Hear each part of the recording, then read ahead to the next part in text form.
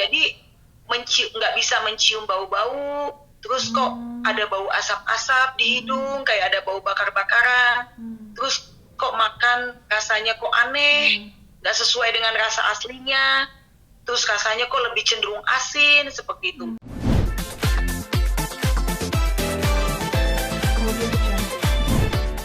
Ya ampun, udah sehat ya sekarang ya kondisinya, Kak. Amin, amin, ya ampun, benar-benar udah sehat lah, bersyukur sama Tuhan.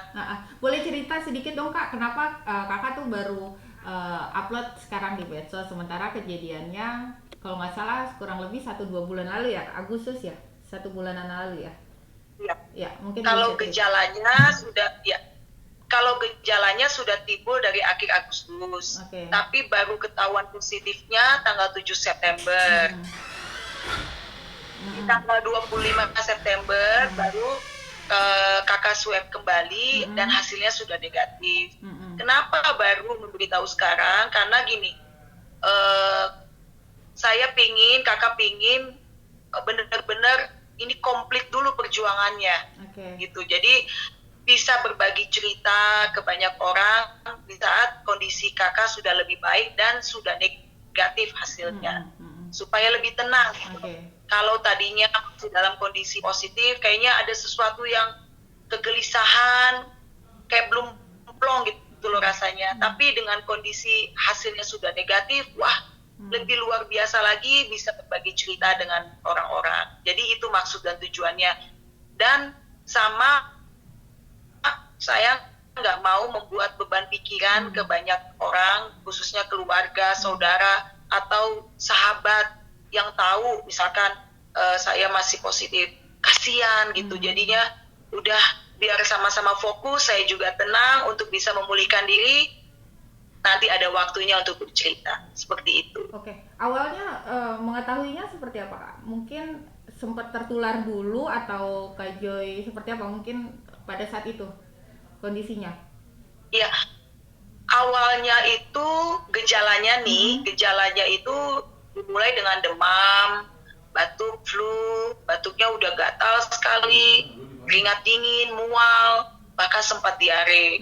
Tapi gejala-gejala itu tuh kakak nggak berpikir bahwa itu adalah gejala COVID. Karena sebelumnya kakak sempat pernah pergi ke dokter spesialis THT karena kakak berpikir apakah ini radang tenggorokan ya, karena selama bulan Agustus kegiatan bernyanyi kakak itu padat sekali gitu ya. Jadi seperti biasa namanya penyanyi, kakak berpikir mungkin ini lagi radang kali ya gitu. Sehingga tanggal 2 September itu kakak pergi ke dokter spesialis THT dan diberi obat selama 5 hari.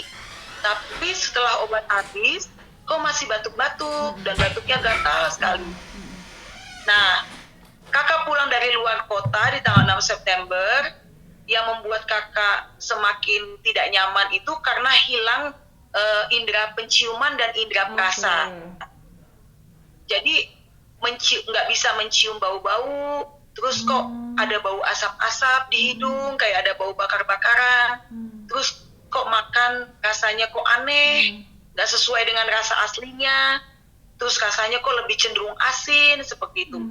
Nah, tanggal 7 September, karena adik yang nomor 2, seorang dokter, dia memang sering melakukan rapid test ke kita-kita semua. Saya minta untuk dia datang ke rumah. Saya minta supaya dia swab di hidung dengan memakai antigen. Karena dengan memakai antigen itu hasilnya bisa langsung diketahui. Nah, pada saat dia melakukan swab itu, ternyata langsung ketahuan hasilnya dan hasilnya positif. Pada saat mengetahui hasilnya positif, pastilah namanya manusia yang ada down, kaget, dan menangis. Waktu itu saya menangis di kamar, anak saya juga Joshua juga menangis, keluarga juga sedih, seperti itu ya. Karena kan virus COVID ini adalah penyakit yang sangat ditakuti saat ini. Nah, adik saya bertanya, ada sesak nafas nggak? Enggak. Emang kenapa? Saya tanya gitu ya. Kalau ada sesak nafas, ya udah kita ke rumah sakit. Terus Kakak nanya, rumah sakit tempat kamu bekerja masih ada nggak kamar? Oh sudah penuh, waiting list malah. Ya udah, isolasi mandiri aja di rumah. Nanti aku kasih obat-obat untuk kamu minum. Itulah yang membuat kakak agak tenang. Selama menjalankan masa isolasi mandiri di kamar, adik kakak selalu memberikan obat-obat yang wajib kakak minum. Selain meminum obat dari dokter, kakak juga meminum herbal Chinese. Jadi herbal ini juga membantu untuk meningkatkan imun dan mematikan virus-virus. Lalu kakak juga mengkonsumsi makanan yang banyak mengandung protein. Banyak makan sayur, makan ikan, makan telur rebus putihnya aja gitu kan. Terus minum susu yang mengandung protein. Terus kakak memang biasa makan bawang putih tunggal. Jadi itu juga terus kakak makan. Lalu makan buah, minum vitamin, dan minum air rebusan jahe panas. Jadi itu semua kakak minum. Tujuannya supaya cepat sembuh. Tapi semakin kakak merenungi, ternyata virusnya nggak terlalu berat untuk kita fight ya, untuk kita berjuang untuk sembuh. Yang susah itu adalah apa? Pikiran-pikiran negatif yang menghantui kita. Karena begitu banyaknya berita-berita di TV mengenai COVID-19, begitu banyaknya korban yang meninggal karena COVID-19, itu akan membuat kita ini semakin down. Kekhawatiran, rasa takut yang menghantui, itulah yang terus mengganggu. Nah, pada saat saya berdoa, saya menyembah, bernyanyi, membaca Alkitab, di situ saya dapat jawaban. Ayo bangkit. Sesuai dengan namamu Joy, kamu harus bersuka cita. Dalam keadaan apapun kamu harus bersyukur. Kalau orang lain bisa sembuh, kamu juga bisa sembuh. Jadi saya terus berjuang untuk memperkatakan itu ke diri saya. Saya memperkatakan hal-hal positif ke diri saya sendiri. Jangan lemah, jangan mau sedih, jangan putus asa. Kamu bisa sembuh, biar ini menjadi cerita yang bermanfaat bagi banyak orang di saat kamu sembuh. Seperti itu yang kakak lakukan. Kak Joy, maaf Kak Joy, ya.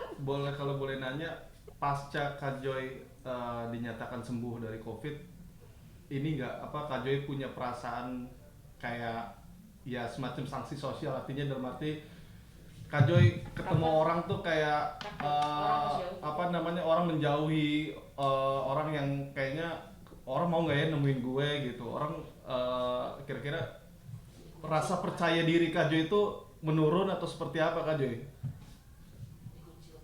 Tidak, bahkan seperti ini.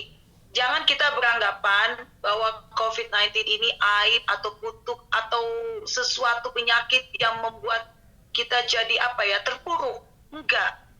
Karena gini, saya percaya dengan kuasa Tuhan ya. Jadi kadang dalam keadaan sehat pun kalau memang sudah waktunya kita pulang kepada Sang Pencipta ya harus pulang. Tapi dalam keadaan kondisi sakit parah pun kalau Tuhan izinkan kita hidup, Tuhan akan kasih kita kesembuhan. Jadi pada saat saya sembuh dari COVID ini, saya justru harus semakin lebih percaya diri. Kenapa? Supaya saya bisa menjadi berkat untuk bisa berbagi cerita. Tetap pastinya saya harus menjaga diri saya lebih waspada lagi. Karena saya juga nggak mau setelah saya sembuh, saya tertular lagi. Apalagi kalau kondisi kesehatan drop ya atau kurang fit. Nah, jadi dari peristiwa ini kakak tetap optimis, tetap percaya diri, tidak perlu rasa malu, tidak perlu rasa minder. Kalau bertemu orang, dari sini kita sudah belajar ya, oh ya, kita harus jaga jarak. Apalagi kalau pasien COVID itu makin bertambah di Indonesia, bukan berkurang. Nah, kita harus tetap menjaga semuanya dengan lebih waspada lagi. Kak Joy berapa Dek, hari kameranya- totalnya Kameranya untuk kenapa isolasi? goyang-goyang? Iya ini ganjilannya, maaf Kak Joy. Kak Joy total berapa hari waktu itu isolasi? Isolasi. Ah, Jadi total isolasi itu dari tanggal 7 sampai sekarang masih dijalankan. Oke. Tanggal 7 sekarang udah tanggal 1 ya. Mm-mm. Udah berapa ya? 24 hari ya. Oke. 24 hari. Ya, jadi ya saya masih akan melanjutkan isolasi mandiri ini sampai genap 1 bulan tanggal 7 Oktober nanti.